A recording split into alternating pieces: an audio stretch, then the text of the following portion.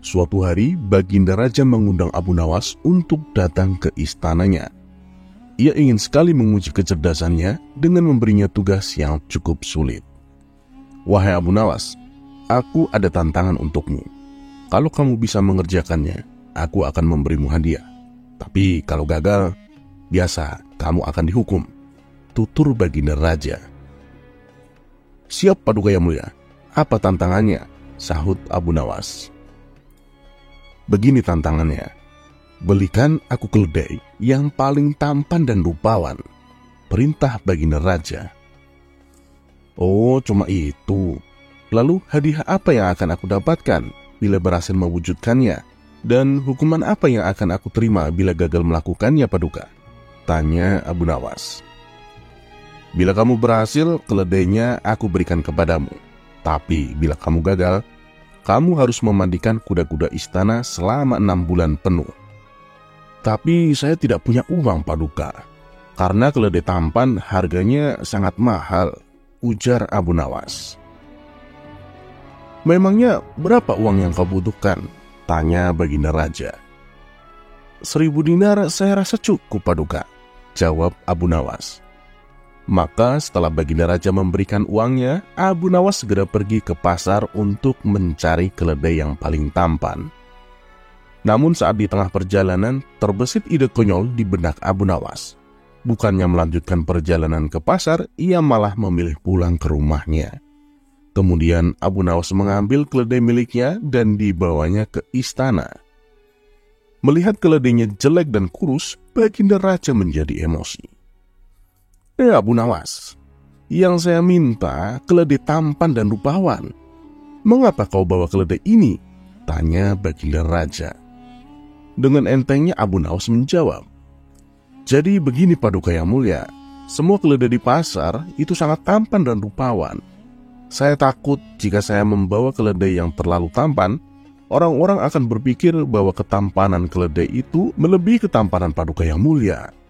Mendengar hal itu, spontan Baginda Raja tertawa terpingkal-pingkal. Karena berhasil menghibur, Baginda Raja pun tak jadi menghukum Abu Nawas, dan Abu Nawas disuruh membawa pulang keledainya. Berkat kecerdikannya, Abu Nawas mendapat 2 keuntungan. Ia bisa membawa kembali keledainya dan memperoleh uang 1.000 dinar yang sedianya akan digunakan untuk membeli keledai yang paling tampan. Beberapa hari kemudian terdengar kabar bahwa Baginda Raja akan mengadakan pesta besar-besaran. Abu Nawas yang selalu ingin hadir dalam pesta tersebut merasa senang dan segera bersiap-siap. Namun ada masalah, Abu Nawas tidak memiliki pakaian yang pantas untuk menghadiri pesta yang akan diadakan di istana. Inginnya sih membeli pakaian yang baru, tapi ia tidak memiliki uang.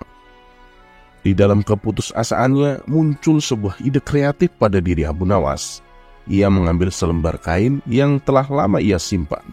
Kain tersebut sudah usang dan tak terawat. Kemudian ia memotong kain itu menjadi 2 bagian. Potongan pertama ia gunakan sebagai sorban di kepalanya, sedangkan potongan kedua ia kenakan sebagai jubah. Dengan penampilan yang agak nyeleneh, Abu Nawas pun pergi ke istana untuk menghadiri pesta. Ketika dia tiba di istana, semua orang yang hadir mulai tertawa melihat penampilannya yang nyeleneh itu.